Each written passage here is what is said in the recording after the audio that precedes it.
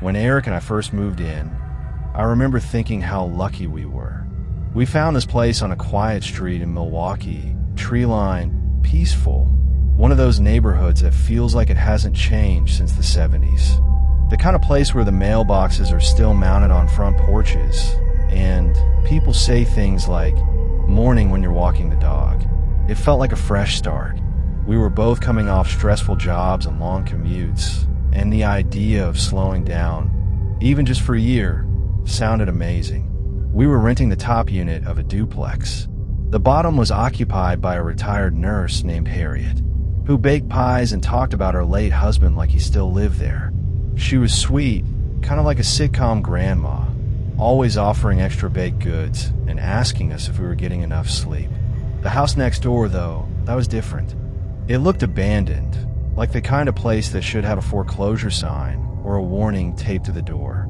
Paint peeling, front steps warped, blinds sagging in every window. The shutters looked like they'd fall off in the next strong wind. We figured it was just one of those old properties no one had gotten around to fixing up. It didn't bother us. Actually, it made the street feel even quieter. The attic window faced our bedroom. I noticed it the first night we unpacked. I pulled the curtains back and saw that little circular window up top, crusted with dirt, just an old dusty pane, staring out from under the roof line. I remember telling Eric it looked like an eye. Something about it gave me a weird feeling. He laughed. The first time I saw someone there, it was maybe a week later. I couldn't sleep.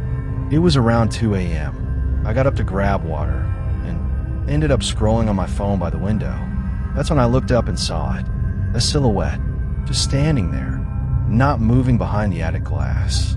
It was too dark to see details, but you know when you can just tell a person is there? It was like that. The shape was unmistakable. Upright, watching.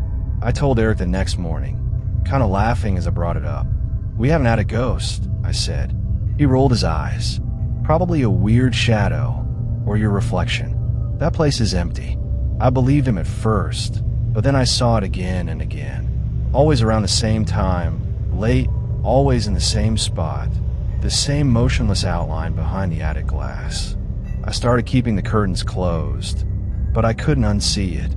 Sometimes I peeked just to check, and there it was, every time like clockwork. Eric started getting annoyed. "Babe, you're psyching yourself out. It's probably just junk in the window, boxes, or a mannequin or something. No one's lived there in years." Still, it didn't sit right with me. So one Saturday afternoon, I walked over. The front yard was overgrown. Dead leaves had piled up around the steps.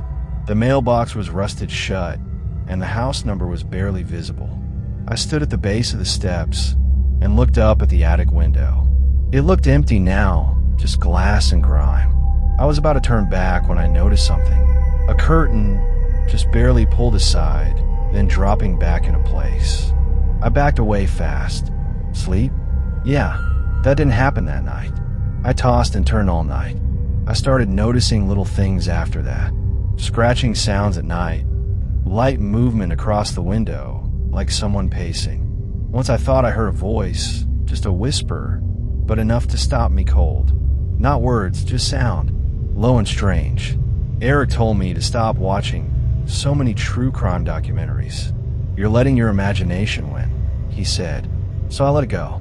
I tried. Then it snowed. It was a Monday morning, early. I was getting ready for work and stepped out onto the porch to warm up the car. And then I saw the footprints. Just one set. Fresh. Leading from the sidewalk up the front path of the house next door. And stopping at the door, there were no prints leaving, just entering. I called Eric out. He looked. He finally looked. But he just rubbed his face and said, "Okay, that's weird, but maybe it's a squatter. Could be harmless." That wasn't comforting. That evening, I couldn't help myself. I waited until after dinner, bundled up, and crossed the yard with a flashlight. The snow was still untouched. I followed the prints up the steps. The door was closed, but not latched. I pushed it open. The air inside smelled like wet plaster and mildew. I stepped in, shining my light over the living room. Old furniture, wallpaper curling off the walls. No sound, no movement. I should have left, but I didn't. I found the staircase and started up.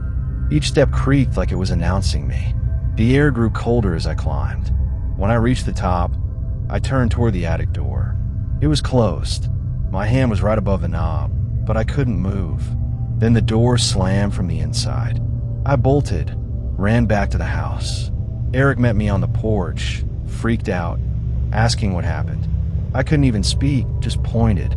We called the non-emergency police line. They sent a car an hour later. The officer checked the place, but said it was empty. Said the attic was locked from the inside and that there was no one up there.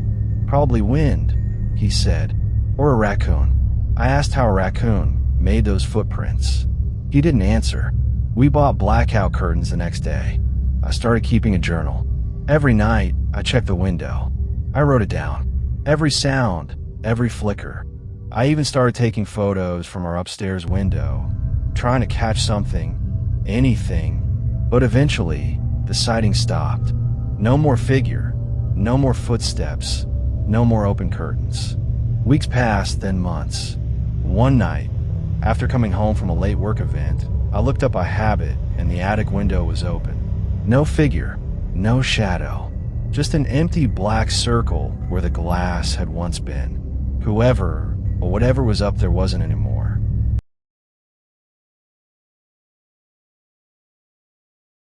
The first time we met, I felt bad for her. She looked lost, fragile in a way that made you want to wrap a blanket around her and bring her tea. There was something in her eyes, distant, like she was always halfway between the present and a memory. We had just moved into the house across the street. Me and my two kids, 9 and 12. Fresh start after a long, drawn-out divorce. The place wasn't anything special, just a modest home on a quiet ST. In Tucson with a small front yard and sun-bleached yellow paint. It was June 2016. The heat was already brutal, and I was juggling part-time remote gigs in graphic design while trying to give the kids some kind of normal summer. She came over the day after we moved in. I was still unpacking boxes in the living room when someone knocked. I opened the door and there she was, small, maybe 5 feet tall, in her late 70s or early 80s. She wore a faded pink cardigan over a dress with little daisies on it, and her white hair was pulled into a bun that was coming undone. She looked like someone's sweet grandma. She smiled and said, "Anna." I shook my head gently. "No, I think you have the wrong house." But she didn't seem to hear me. She stepped closer and held out a photo, a worn-out photo of a young woman holding a baby. "See, you were just this big when I brought you home." The woman in the photo did resemble me. Same dark hair, same square jaw. For a second, it felt like looking into someone else's memory. Familiar, but not mine. "I'm sorry," I told her carefully. "My name's Rachel. I just moved in with my kids." She blinked a few times, clearly struggling to process what I said. Then she smiled again, but this time it felt strained, like she was forcing herself to make it real. "You always were a jokester, Anna. I'll see you soon." I stood there a while after she walked away, watching her shuffle back across the street and disappear into the old brick house with sun-faded curtains and a mailbox held together by duct tape. That night, over frozen pizza, I told the kids. My daughter shrugged. Creepy but harmless. Except she came back the next afternoon, then the next morning, then again the following day, each time with a new photo, each time calling me Anna. Sometimes she brought food, burnt cookies wrapped in wax paper, once a tuna casserole that smelled like melted plastic. I accepted them with a smile and quietly threw them away after she left. The first week I was patient. I figured she was lonely, maybe confused. The second week I tried being firmer. "I'm not Anna, I promise." But she'd get upset. Her eyes would gloss over with tears. She'd whisper things under her breath like, "I must be losing her again," or "Why would she lie to me like this?" Once she grabbed my wrist, not hard but firm enough that it caught me off guard. She looked right into my eyes and said, "Don't leave again, please." I started ignoring the doorbell. I told the kids not to answer it. We kept the blinds closed. She still came every day, sometimes twice. She'd just stand outside and wait. Then came the night visits. The first one was around 3 a.m. I heard a creak downstairs and assumed the AC had kicked in. But then I heard the television. Not a program, just static. I grabbed my phone and tiptoed downstairs. As I reached the living room, I saw her. She was sitting on the couch in the dark, holding the remote, watching the static, rocking slowly. She was whispering something. I couldn't make out the words. I stood there, not sure if I was dreaming. "How did you get in?" I asked, my voice hoarse. She turned slowly, like it took a second for my voice to even get to her. "You left the door open," she said. "I was waiting for you, Anna. I knew the door was locked. I double-checked every night, but I didn't argue. I backed away and called the police. When they came, they walked her home. One officer stayed behind, said there was no sign of forced entry. Maybe I forgot. Maybe it didn't latch. Maybe. They told me her daughter had died in a car crash. She never accepted it. She lived alone and hadn't been deemed a risk. I called Adult Protective Services. A caseworker showed up 2 weeks later. She was nice, super professional, but you could tell she wasn't emotionally in it. Said unless the woman showed signs of self-harm or violence, there wasn't much they could do. Not a danger. I changed the locks, installed a security bar, put cameras at the front and back doors. She stopped coming for a while, almost 2 months. Then one night in September, I woke to a noise I still think about. It was soft but sharp, like a broken music box trying to play. I checked the cameras. Nothing on the front, nothing on the back. I walked the hall. My daughter's door was cracked open. Inside, the old woman was sitting at the edge of her bed, crying, holding a kitchen knife. My daughter was frozen under the blankets, her eyes wide, breathing shallow. "Why do you keep running away from me, Anna?" the woman whispered. "Why do you keep hiding?" I sat on the floor slowly, keeping my voice low. I spoke to her like I was calming a scared child. I talked about tea and the weather and how we could sit on the porch in the morning. I reached out, gently took the knife from her. She let go. As soon as I had it in my hand, I stood up and quietly stepped out of the room to call the police. This time, they didn't let her go home. They placed her in a long-term care facility. The doctor said she had advanced neurocognitive disorder. She didn't remember entering my house, didn't know she'd scared us. To her, it was all a moment that belonged in a different time. We moved 6 months later. The kids needed distance. So did I. My daughter especially hasn't been the same. She used to be bubbly loud, the kind of kid who'd belt out songs from the back seat and fall asleep with the lights off. Now she double-checks every lock before bed. She insists on sleeping with her door shut tight and wedges a chair beneath the handle most nights. Once I found her sleeping in her closet with a flashlight clutched to her chest. She doesn't like to talk about it. I've asked gently in the moments when she seems less guarded, but she just shakes her head and says, "I'm fine, Mom." So I let it go. Sometimes silence is safer than remembering.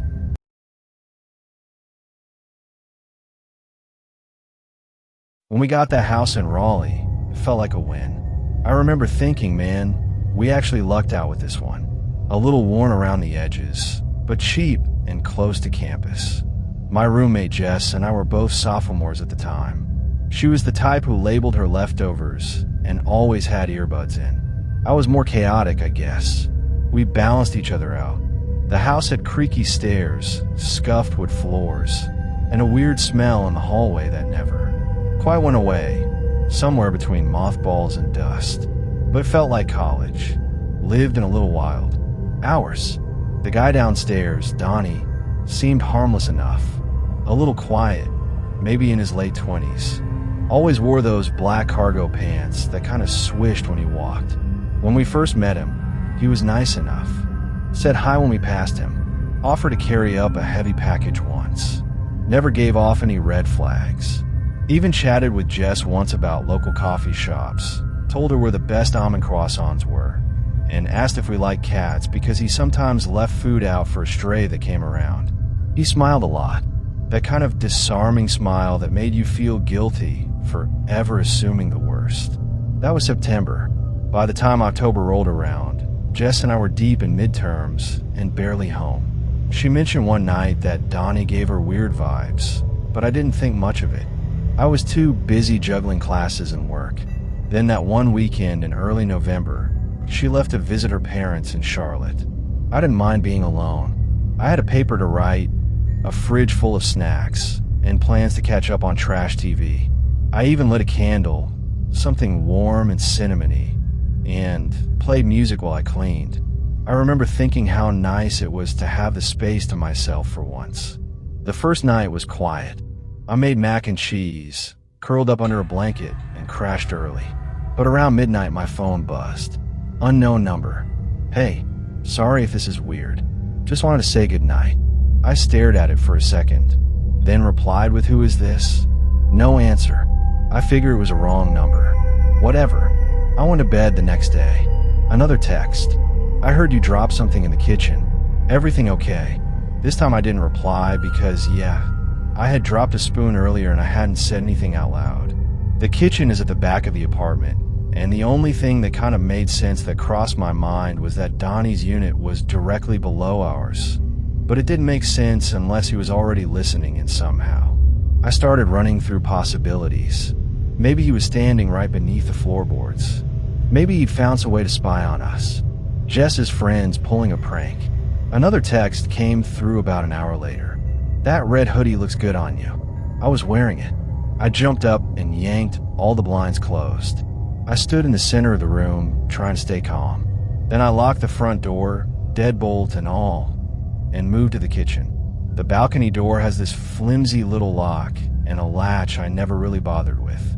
I locked it this time. Both. Then I moved back to the couch and tried to focus on the show playing. Every little noise outside made me flinch. About 10 minutes later, another message. "You forgot the latch on the balcony door. I locked it for you." I stared at that one for what felt like a year. Then I threw my phone across the room. I don't even remember walking to the door. I just remember flinging it open and yelling into the night. "Who the hell are you?" No answer. But I heard it. That swish. Those black cargo pants. The next morning I went down to talk to Donnie. I knocked. No answer. I texted Jess, told her everything. She told me to stay upstairs out of sight and call the landlord. I did. While I waited for the call back, another text came in. "You don't have to be scared. I was just making sure you were safe." I blocked the number. Didn't help. The messages kept coming. Slightly different numbers, same tone. That afternoon, I invited my friend Rachel over. She lived 2 streets away and came by with a bat and a flashlight. We searched the apartment together, checking under beds, behind shower curtains. Even inside the oven, for some reason, nothing. She stayed until late and promised to swing by again the next morning. That night, I woke up to the sound of footsteps right above me on the roof. Our unit didn't have roof access. I stayed completely still, holding my breath. The footsteps moved slowly toward the edge of the building, then stopped. I waited. Nothing. I checked all the windows, turned on every light, nothing. That morning, a letter was slid under the door. It was a printed message. "I like when you make tea. You hum when you wait for the kettle. It makes you seem real. No name, no return address." I called the police. They came, took a report, but said unless there was a direct threat or a break-in, there wasn't much they could do. I asked about Donnie. One officer went to knock on his door. He answered this time, said he hadn't heard anything, didn't know what I was talking about, acted confused, too confused, but I saw in his eyes. That flicker of recognition gave him away. They couldn't do anything. Not really, not yet. I bought a door jammer, a can of pepper spray, and stayed up all night the next few days. Nothing happened for a while. Then, the last weekend before Thanksgiving, Jess came back. I hadn't told her everything. I didn't want to freak her out. We were already talking about finding a new place in the spring. I figured I could just hang on until then. That Saturday night, she found something. A hole in the wall behind the bookshelf. Not a big one, just wide enough to peek through. It looked directly into our living room. We pulled the shelf away and found an old vent cover with a cracked corner. When we looked closer, it wasn't just the living room. There were more holes, tiny ones in the bedroom, the bathroom. I couldn't breathe. We called the landlord, demanded a break the lease early. He came by 2 days later and didn't argue. We moved out that week. We never found proof it was Donnie. No cameras, no confessions, nothing solid. Just texts, paper notes, peepholes we hadn't noticed before, and that awful tension in the air that wouldn't leave. No matter how much time passes, that weird feeling like someone's just outside watching never really goes away. It took us weeks to find a new place. Every apartment felt wrong. Too exposed, too quiet, too close to strangers. Jess and I started carrying pepper spray everywhere, and I sleep with my phone in hand, thumb hovering over 911. I never leave a balcony door unlocked anymore. Not ever.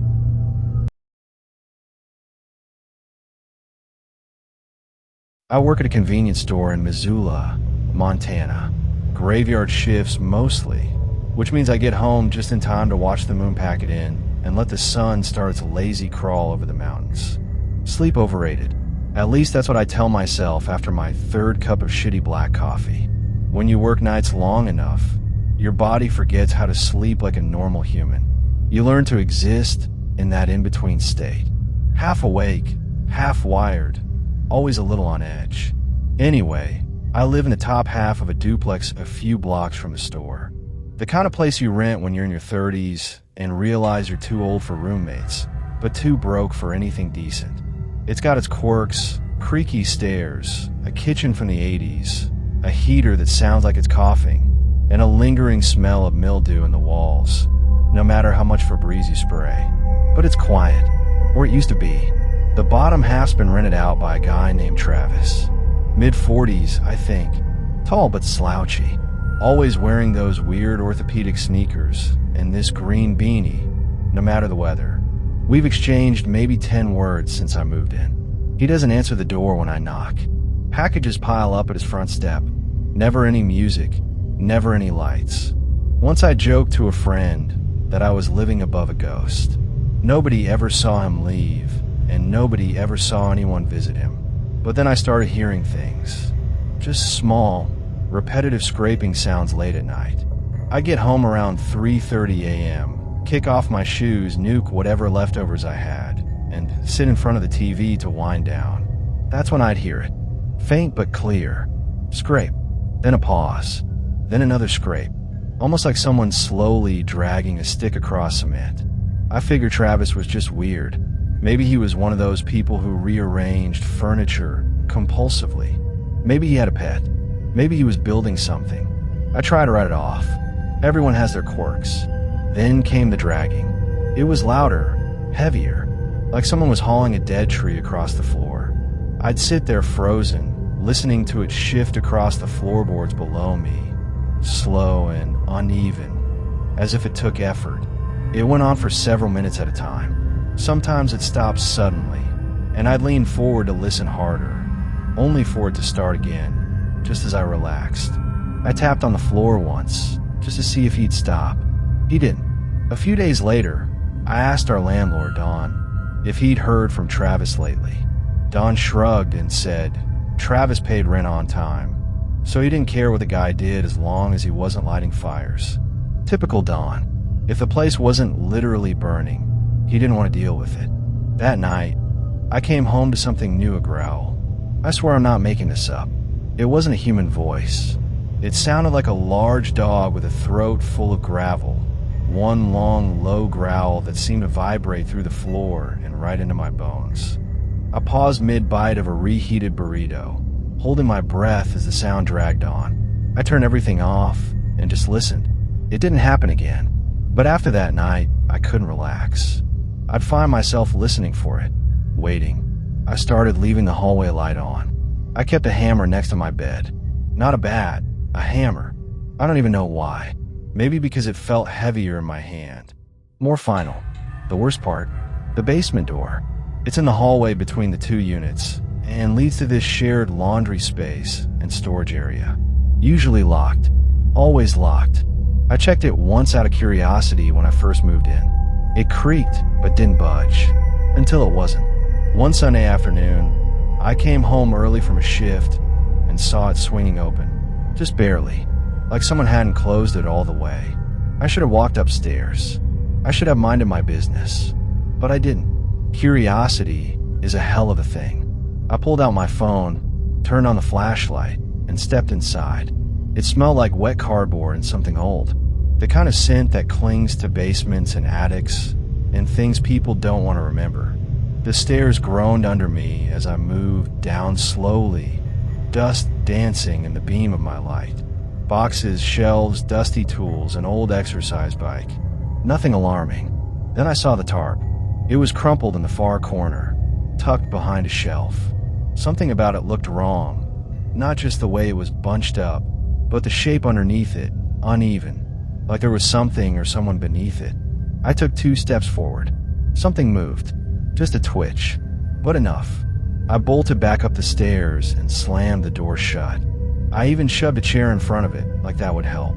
My heart was pounding, not in fear, but in that stunned, disoriented way you get when your brain hasn't caught up with what your body just did. I didn't sleep that night or the night after. I kept waiting for some noise. Footsteps, banging, anything. Even silence felt loud. My ears were straining for anything and everything. Nothing until Wednesday. I came home from work and found a note taped to my door. Thanks for stopping by. Didn't expect company. No name. Just that. Handwritten in tiny, precise print. I didn't know what to do. I didn't call the police. I didn't tell the landlord. I just waited. Every creak of the stairs, every shifting breeze outside made my pulse spike. 2 days later, Travis was gone. No moving van, no boxes, just gone. His car wasn't in the driveway. The mailbox was empty. The apartment locked, dark, dead. I texted Don. He said Travis had moved out suddenly. Didn't leave a forwarding address. Just dropped the keys in his mailbox and disappeared. No explanation. A week after that, I tried the basement door again. Locked. Still is. Sometimes when I come home late, I stand at the top of the stairs and listen just to see if I still hear anything. Something shifting behind the locked door. Something dragging. Something breathing. So far, nothing. But that smell. That old, damp, rotting smell, it's still there. And sometimes when I least expect it, I think I hear the stairs creak just once and nothing again. If you thought the scariest part was the neighbor, wait until they follow you to the grocery store. Smash that like button. Hit subscribe and drop how you would have handled these nightmare scenarios. And if you think stalking only happens in the movies, click now to watch 4 very scary stalker horror stories. Because the scariest part, they already know where you live. Stay ready, stay safe, and I'll see you in the next nightmare.